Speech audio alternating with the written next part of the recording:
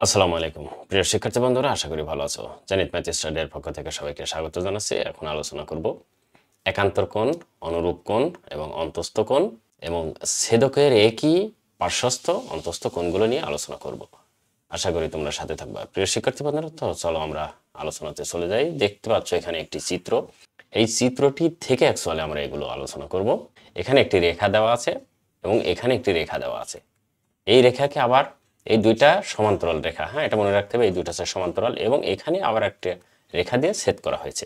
তার মানে এখানে তিনটি রেখা রয়েছে যেগুলো ছেদ করে এগুলো আমরা চিহ্নিত করেছি। যেমন এখানে পি কোণ অর্থাৎ 1 2 3 4 5 6 7 8 গুলো কোণ নির্দিষ্ট করা হয়েছে। একান্তর কোণগুলো যদি আমরা এখানে খেয়াল করে দেখো যে এই যে 3 একটি কোণ দেওয়া আছে, এই 3 আর 6 এটি হচ্ছে একান্তর কোণ, মনে রাখতে হবে কিন্তু 3 এবং 6 এটি হচ্ছে একান্তর কোণ। আবার যদি এখানে 4 কল্পনা করি, 4 এবং 5 এগুলো হচ্ছে একান্তর কোণ।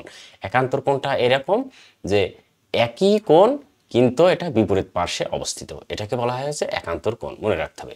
আর এখানে হচ্ছে 1টা একটি কোণ।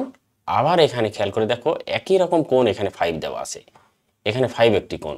আবার এখানে খেয়াল করে দেখো 6 একটি কোণ, আবার এখানে 2 একটি কোণ। এগুলো কিন্তু একই রকম কোণ, হ্যাঁ। তার মানে এইটা 5 এবং 1, আরেকটা কোণ আছে এখানে 7 এবং আছে 3, আবার আছে কি 8 এবং এই 4।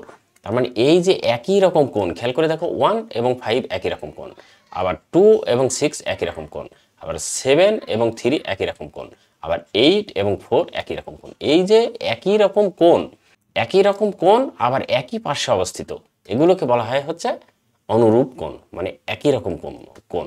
অনুরূপ কোণগুলো আসলে এই কোণটা যদি এই কোণের উপর বসানো যায় তবে একই হয়, এটা হচ্ছে অনুরূপ কোণ।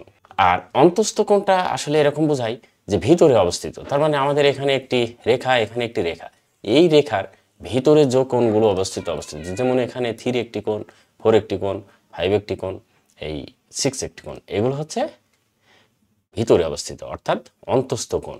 কিন্তু একই পাশের অন্তস্থ কোণ বলতে আবার কি বোঝায়, খেয়াল করে দেখো এখানে 3 এবং এখানে 5, এগুলো হচ্ছে একই পাশের অন্তস্থ কোণ। আবার এখানে আছে 6 আর এখানে আছে 4, এটি হচ্ছে একই পাশের অন্তস্থ কোণ। ওকে, এই ছিল মোট আলোচনা।